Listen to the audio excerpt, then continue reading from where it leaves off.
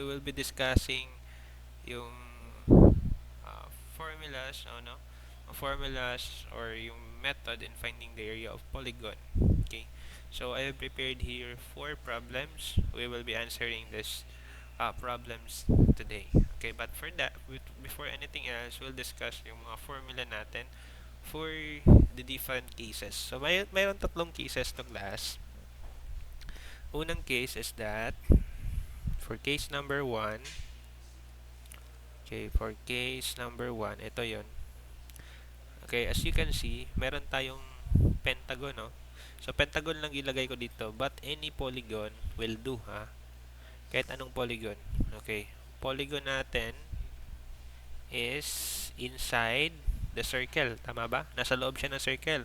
Or that is the polygon inscribe. Inscribe. Oh, sorry. Inscribe the circle. Or inside the circle. Yung sabi dyan, ha? Polygon inscribe the circle. Dito naman, yung polygon is nasa labas, no? Polygon circumscribe naman yung term. Circumscribing the circle. Ito yung sa ibaba, yung sa yung dito sa itaas, yung polygon is inscribe the circle. Dito polygon circumscribing the circle. Ito yung polygon stand alone lang, walang circle. Polygon stand alone. Okay? Now, different setup, may different formulas yan class, ha. Ito for case 1, ito for case 2, ito naman for case 3. Meron ako ituturo sa inyong mnemonics later. But before that, no, usually, okay, for example, mag-solve tayo ng isang problem, no. Pakita ko lang sa inyo yung paano yung hard method, kumbaga, or yung mas mataas yung lengthy yung method, no. Okay, find the area. Okay, solve muna natin ito class, ha, as an example, and then later gamitan natin yan ng diretsong formula, no. Okay, find the area of a regular octagon inscribed in a circle of radius 10 cm. Okay, gawa tayo ng circle. Gawa tayo ng circle. Ito. Sabi dyan, ang radius ng circle is said to be ilan? Sorry. Ang radius ng circle is said to be 10.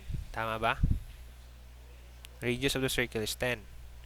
And then, gawa na tayo ng octagon. Ilang sides ang octagon class? Hello? Ilang sides ang octagon? 8, di ba? So, gawa tayo ng 8-sided na polygon. Isa, dalawa, okay, gawa tayo. Isa, dalawa, okay. Isa, dalawa, tatlo, okay, 4, 5, okay, 5, 6, okay, sorry, 7, okay, sorry, 6, 7, then lastly 8. Okay, for example, yan yung octagon natin, no? So, 8-sided yan. Lagay natin yan dito sa circle. Kasi sabi dito, inscribe, no? Inscribe in the circle. Okay, inscribe in the circle. Yan. Yan yun. Meron tayong octagon inscribed in the circle. Na sabi dito, yung radius ng circle natin is said to be what? Said to be 10. Okay. So, gawa tayo dito ng 10 radius. Now, kung gagawa tayo ng line papunta dito, class. Gawa tayo ng line papunta dito, ha. Okay. So, yan na, no? Meron tayong parang rectangle na nabuo. Ito yung rectangle, no?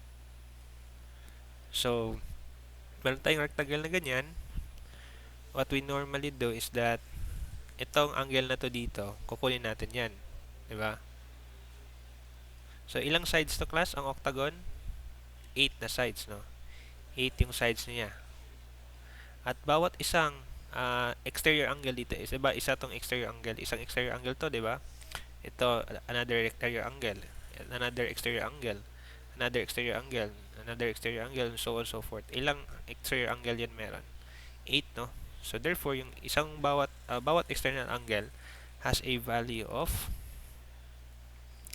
360 lahat yan, divide natin by 8. So ilan to? So that is basically 360 divide 8, no? So bawat angle dito may 45 degrees. So bawat external angle diyan may 45 degrees yan, no? Or yung measurement niya is 45 degrees. Okay? If that is 45 degrees, 'di ba dito L yan, no? L. Tama ba? Bawat sides L yan. Tama, hindi? L yan, tama ba? Kahapon. So bawat line dito L din yan, no? Because they are said to be equal lang. Okay. Now if that is L, so hatiin natin tong hatiin natin tong triangle na to into 2 such that makakreate dapat tayo ng isang right triangle. Ito yung kukunin natin. Okay, kung i-draw natin siya dito ulit, draw ko lang ulit, ha. Okay. So, ito class, half lang yan ng angle, di ba? So, this is angle over 2, no? So, ito, half din yan ng L. So, this is L over 2. Ito, ano to class? Di ba 10 yan? Radius pa rin yan, di ba? Radius pa rin yan ng circle natin. So, this is 10. So, half of angle, that means we have here angle over 2, or that is 45 divide 2. That would give us 22.5 degree. Tama ba? 22.5 degree. So, yan yung angle natin dito. So, kung kukunin natin yung, solve natin yung value yung L, no? Basically, we need to use the sine of theta over 2. And that is equivalent sa L over 2 divide by the radius or the hypotenuse 10. In other words, we have sine theta over 2. Yung theta over 2 natin is 22.5, no? So, itong 2 mababa yan, magiging L. 2 times 10, magiging 20 na yan, no? So, therefore, yung L pala natin is 20 sine 22 over 5. Okay? So, yan na yung magiging value natin, no? So, ano yung value ng L natin dito, class? So, that is, make sure na naka-degree kayo, ha? 20, kasi degrees na to. 22.5. So, that would give us 7.65. Okay, lagay natin dito 7.65 until 4 decimal places tayo. 37. Okay, yan yung value ng L natin, ha. Remember nyo yan, class. Yan yung value ng L natin. Now, we need to solve for the value of your angle here, your length here. So, pagpalagay natin, that is value H. Itong H. Ito yung value natin for the H, ha. Palagay natin yan yung H natin, no? Okay, we need to solve for this value H. So, paano natin yan isolve, class? Okay, using lang din itong adjacent, kasi yung H adjacent, no, sa angle natin, and we have here the radius 10. So, we can use the cosine of your angle over 2. Adjacent side is H over yung hypotenuse natin is 10. So, therefore, we have 10 cosine, yung pi of angle over 2, that is 22.5, nakuha na natin yun, no? That is equivalent now sa H. Therefore, yung H pala natin is equivalent sa, okay, equivalent yan sa 10 cosine 22.5. So, yung sagot dito is 9.23. 9.23 87. Okay, or 8 na lang, no? 88. So, since naka-centimeter yan, so you mean to say, centimeter din to lahat, ha? Centimeter to, centimeter to. Kasi yung 10 dito is naka-centimeter. Okay. Now, meron na tayong values ng H at saka L. Tama ba? Nabalik tayo dito. kung i-dissect natin to or i-divide natin to into similar or equal triangle. Okay, meron tayong ito din, diba? Ito din, then ito din, no? Ilang triangles yan lahat? Bale, isang triangle ito, ganyan, isang triangle yan. Tapos, ilan lahat to? 1, 2, 3, 4, 5, 6, 7, 8. Okay, we need to solve lang the value of this one. The area of this triangle, no? The area of the triangle. And then I will multiply it by 8. Then makukuha natin yung total area ng octagon. Tama ba? So yan yung magiging procedure natin. Okay, basically, no? Area total, or meaning to say that is the area of the octagon. Okay? That is 8 times area ng triangle, isang triangle. Area ng triangle, paglagay natin yung ganyan. So, ano yung area ng triangle natin dito, class? Okay, i-draw natin yan ulit yung triangle. Yung malaking triangle. Okay.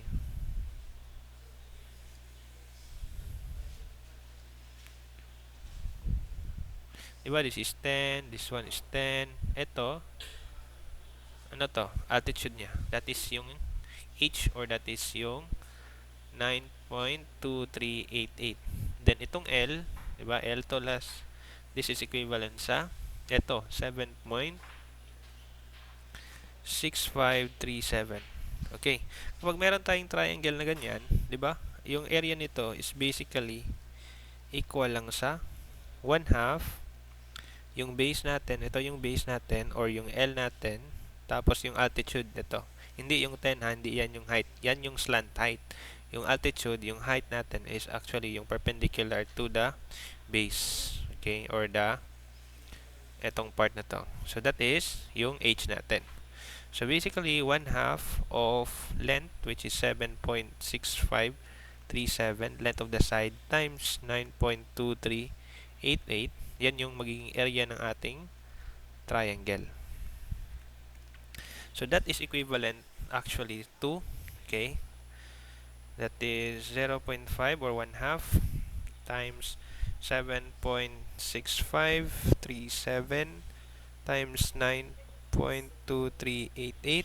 That is equivalent sa 35.36. So, anong unit nito? Centimeter square na, no? Kasi centimeter to times centimeter magiging centimeter square na yan. So, that is yung area ng ating triangle. Therefore, yung area pala ng octagon natin, okay, since divide natin yon into 8 equal triangles, so that is 8 times 35 times 0.36. And that would give us, times natin to by 8, and that would give us 282.84. 282.84 centimeter squared. So, yan yung magiging area ng ating octagon. So, itong area na to, itong kaubuan, okay, itong area na to is equivalent sa area of the octagon. That is equivalent sa 282.84. Now, paano naman yung diretso na formula, sir? Okay. Madali lang yan, class. Diretso na formula.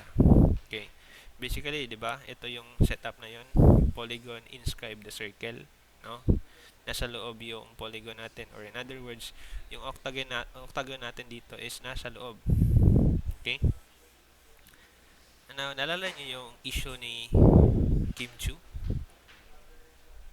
Class, naalala niyo yung issue ni Kim Chu? Yung tawag nito. Oh yes, bawal lumabas, 'di ba? Okay, hold on na. Sa classroom ay batas. Bawal lumabas, no? Tama sir, tama. Okay, pag bumabas ka, makasala ka, no? Kasi bawal, 'di ba? Okay. Pagpalagay natin nandito ka. Okay, sa loob ng ating pentagon or polygon. So yung pentagon, pwede ikaw 'yon. And then nasa loob ka ng circle. bawal lumabas. Kasi kung lalabas ka, makasala ka, no? Pero sabi mo, okay, yung area ng polygon dito, class, turuan ko kayo, ha. Area ng polygon dito is 1/2. Bawal lumabas, 'di ba? So sabi dito ni Kim Chu, one has, okay, one has no right to sin. Okay, one has no right to sin. Walang right ang isang tao na magkasala. Okay, one has no right to sin.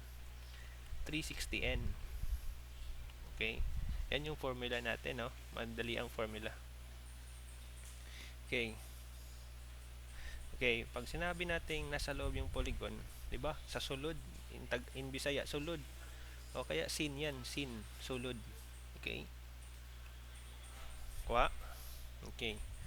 One has no right to sin. 360N. Okay. Now, gamitin natin tong formula na to. Okay? Gamitin natin tong formula na to dito sa problem natin. Okay. Just to check na if same ba sila. Lagyan natin yan dito, no? So, sabi ni Sir Marjun, sabi daw ni Kim Chu, one has, okay, lagay ko dito, one has, one half yan, no right, okay, no right to, ito yung to, sin, okay, sin, sala, so 360N, 360 over N, yan yun, ha, yan yung mnemonics natin.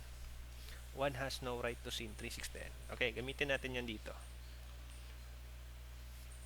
Area of octagon. Okay, given the radius is equivalent sa 10. Yung R dito is yung radius ng circle. Okay? Yung radius ng circle. Okay.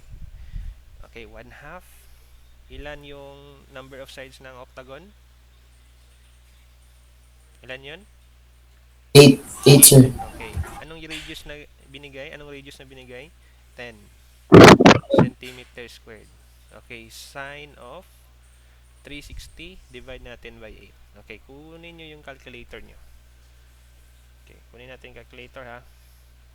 1/2 or 0.5 times 8 times 10 square. Okay, sin or sine 360 divide 8. Ano nakuha nyo na sagot? 282. Okay, 282.84. Similar lang, no?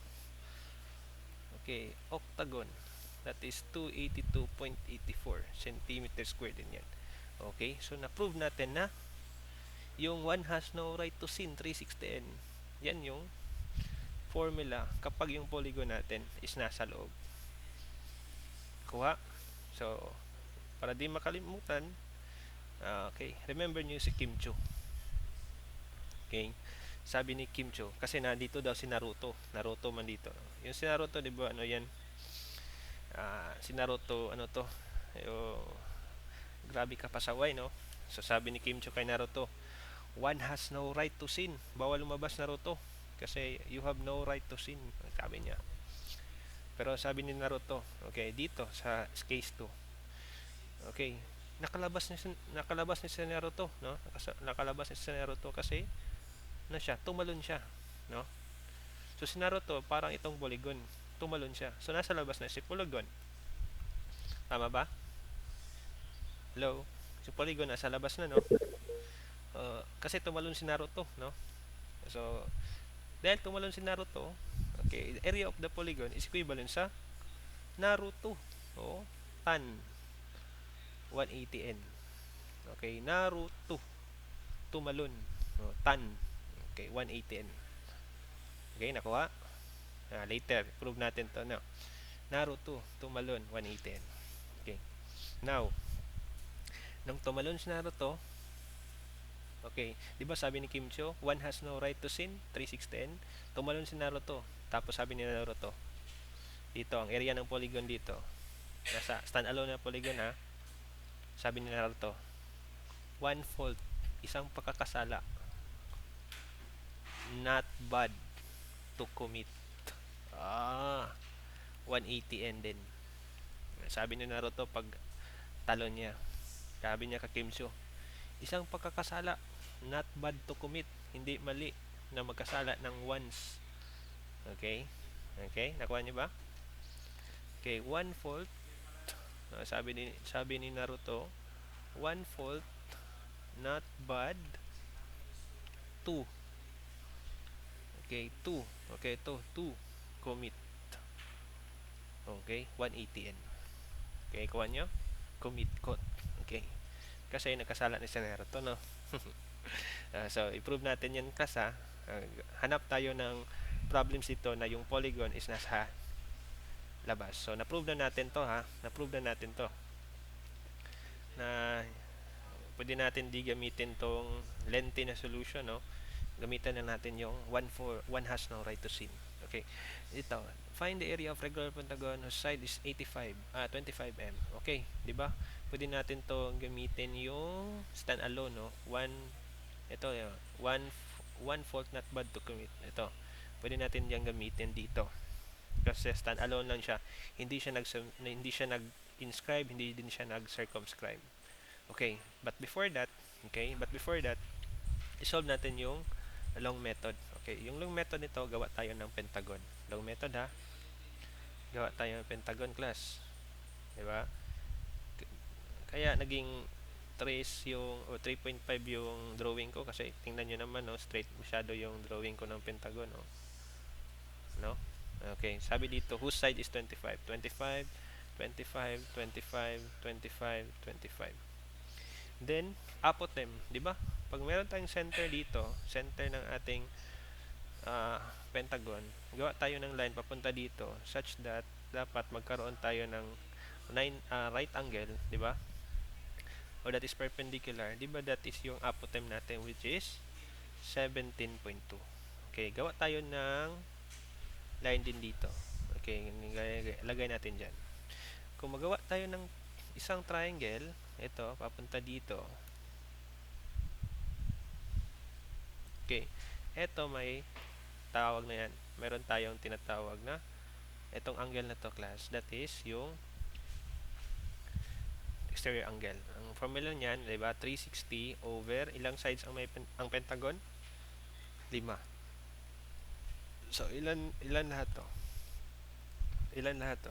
360 divide 5. 'Di ba? That is equivalent sa 72. So yung exterior angle niya is 72 degrees. So lahat ng ito 72 degrees. Now, hatiin natin tong pentagon sa 5 parts. 1, 2, 3, 4, 5. So meron tayong 5 triangle na ganito, no? Okay. Now, kukunin muna natin yung area ng triangle na to. So meron na tayong apotem, then 25, no? Okay. Actually, pwede na natin hindi kunin yung central angle kasi kung mag-draw tayo ng triangle dito, basically this is the base, no? And then this is the height. So we can solve for the area of triangle. Tama ba? So actually okay na to, pwede na tong wala yung tawag nito exterior angle. Pwede na natin diretsuhin kuha yung isang triangle. Isang triangle nito is equivalent sa 1/2. Yung base natin is 25. Multiply natin yan by 17.2. Okay, nakuha ba? So that means we have here angle theta equivalent siya sa angle theta acceleration ulit. Area of the triangle equivalent sa ano to class? 0.5 times 25 times 17.2. Ang sagot niyan, that is 215. 215, no? Yan yung sagot dito, 215. Wait check ko lang kung tama ba tong triangle na to, no? Kung, di ba, nakuha natin kanina is 72, no? 72, then 72 divide 2 yung magiging angle dito. Check ko lang ha kung tama ba tong 17.2 dapat dito. Kasi kung hindi yan tama, ang mangyari dito is that hindi din magtugma itong sagot natin dito ha. So 25 divide 2. Kunin natin yung apotem or yung h. Just want to prove na 17.2 to. So that is cosine of 72 over 2 equivalent sa 12.5 or 25.2 h. So ang h natin is 12.5 divide cosine 72. Sorry, 72 divide 2. So, dapat ang sagot dito is mali siya. Mali to, class. So, hindi tayo makakuha ng tamang sagot dito kung mali itong apotem. So, tama ba? 25 wait sa 25 divide 2. That is 15. Tama. Dapat 15.45 to. Correct ko lang, ha. This one should be 15.45. 15.45. Okay, 15.45 yan dapat. Kasi yung 360 divide natin by 5 pentagon 72, divide natin to by 2, kaya magiging 36. Okay, so this one should be ano ito dapat, class? 15.45. So dapat sagot nito is equivalent sa, okay, ulit tayo, 0.5 times 25 times 15.45. That is equivalent sa 193.125. So, dapat dito 193.125. So, pwede na natin ito erase, ha. I'm just trying to correct the given. So, this one is dapat 15.45. Okay? So, yan yung dapat. And then, ilang triangles to, class? 5, diba? So, therefore, yung area total pala na, or mean to say, area ng pentagon natin is equivalent sa 5 times area ng triangle, which is equals to 5 times 193.125. So that is equivalent sa, ilan to lahat, class? Okay, 5 times the answer. Okay, that would give us 965. 965. Okay, sorry. 965.625. Tama ba? So that is, naka-meter yan lahat. So therefore, meter square ito. So yan yung area ng pentagon natin, okay? Nagamitin naman natin yung shortcut formula. Kasi, although madali lang itong solution na to, pero may mga problem na hindi yun ibigay yung apotem. Hindi yan ibigay ba? So, similar sa ginawa ko kanina, you need to draw. Kunin nyo yung exterior angle, then you need to draw a triangle na ito, no? Para makuha nyo yung H or yung apotem natin. Pero in cases na hindi yan binigay yung apotem, mas madali itong formula na to. Itong one fault not bad to commit. Okay, try natin, ha. So, area ng ating polygon or yung pentagon natin, that is 1/4. Ilang sides ang pentagon? 5. And then, yung B natin, class, okay, yung B natin, okay, balik tayo dun sa ating equation, yung diagram. Yung B natin dito is yung length, L. L yan dun sa atin kahapon, no?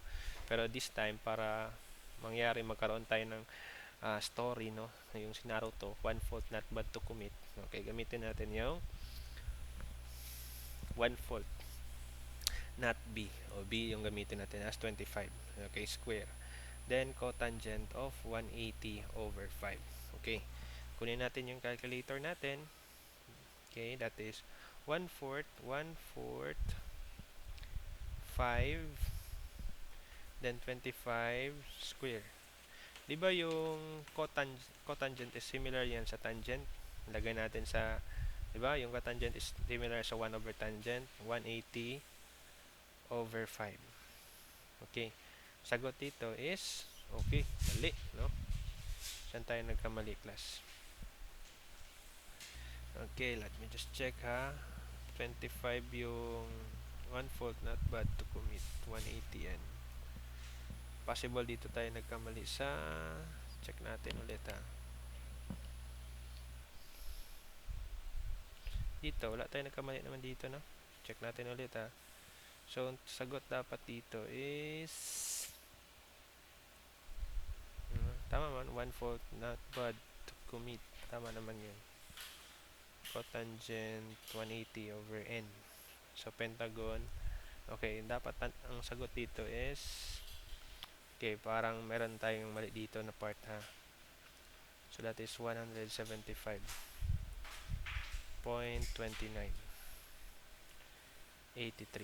Okay, yan yung sagot dapat natin ha. So, hindi nag-match, no? So, try natin ulit dito. Baka merong mali dito. So, yung area dito, okay, kunin muna natin yung ulit yung apotem 15.25 15.45 pala to, no? So ulit 0.5 times 25 tapos 15.45 tapos times 5 96 talaga, baka mali ako dito sa apotem. So ulit 1360 divide natin yan by 5 72. So meaning to say 72 to lahat dito. So this one is 72 over 2 and then this one is 25 over 2. So makuha natin yung dapat tangent pala yung ginamit natin, no? Mali pala, hindi pala dapat sine. Ano ginamit ko kanina? Cosine, no? Tangent pala. Okay, tangent 72 over 2. Kaya mali tayo. 72 over 2, then we have 25 over 2. Then we have h. Okay, dapat tangent. So ulit lang ha. 25 divide 2, then tangent of 72 divide 2. So, ang sagot dapat 17.2, which is tama pala yung binigay natin na apotem kanina.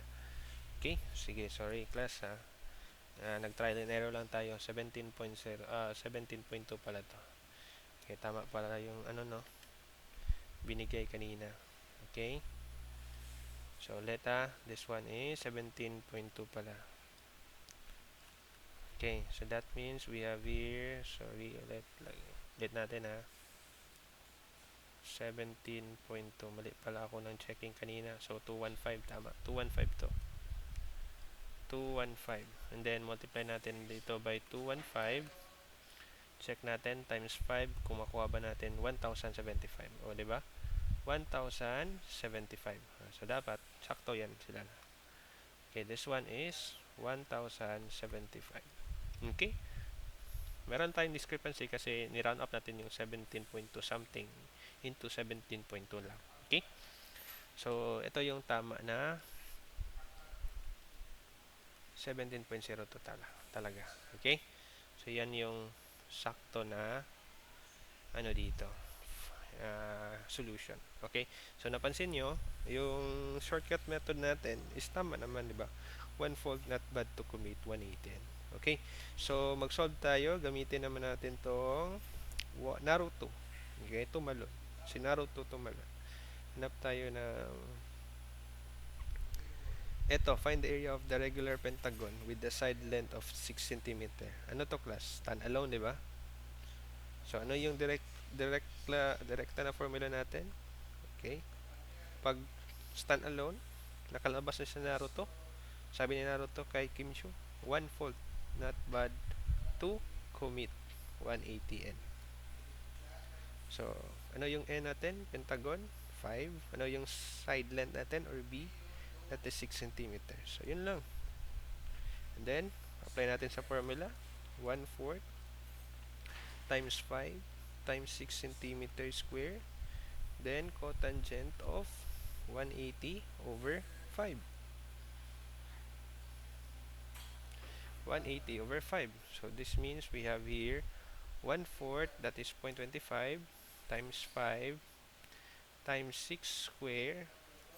Then, yung cotangent natin, di ba? That is tangent. 180 divide 5. So, that would give us 61.94. Area of the pentagon is equivalent sa 61.94.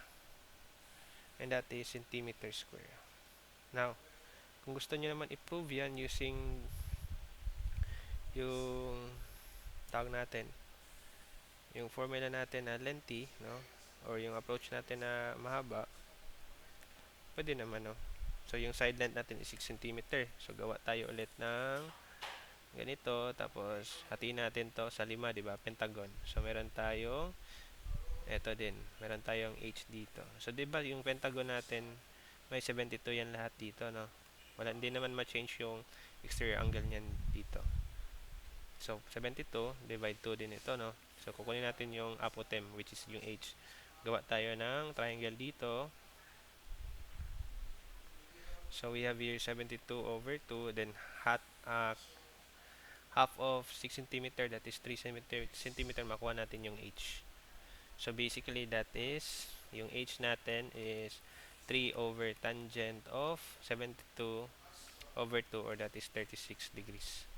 So makuha nating h dito is basically equivalent sa 3 over tangent 36, no? And that is equivalent sa 4.129. 4.12914 o 1.5. Sabihin natin 1.5. Okay, so yan yung h natin. Therefore, makukuha natin yung area ng pentagon, that is 5 times area ng triangle. Okay, 5 times area ng triangle is 1/2. Yung base natin is 6 centimeters. Tapos yung h natin is 4.12915. Okay, so therefore we have here, ito na lang, gamitin natin, times 5 times 1/2 or 0.5 times 6. So, makuha natin dapat is 61.93 or close siya sa 94. So, this one is 61.94 din centimeter square. O, diba? Similar lang siya sa long method. Okay? Okay, for the last one. So, gamitin na natin yung direkta na formula. Okay, a square in circumscribe. So, circumscribe daw. So, nasa labas na yung polygon natin. So, because si Naruto tumalon na. Okay, tumalon. Si Naruto tumalon. So, yun yung gamitin natin na formula dito. So, basically, ilang sides ang square? Apat, no? Apat. Anong radius ng circle? 5. Okay, R is 5, N is 4. So, ano yung area ng ating polygon or area ng ating square? So, inside, circumscribing the circle, meaning to say, we have here, for example, meron tayong, draw tayo ng circle. Square pala. Draw tayo ng square, no? Then, inside the square, meron tayong, parang circle, di ba? Meron tayong circle. Ganyan, no? Hindi yun accurate yung circle ko, class. Basta nasa inside yun ng circle, no? Ng square. So, meron tayong radius dito.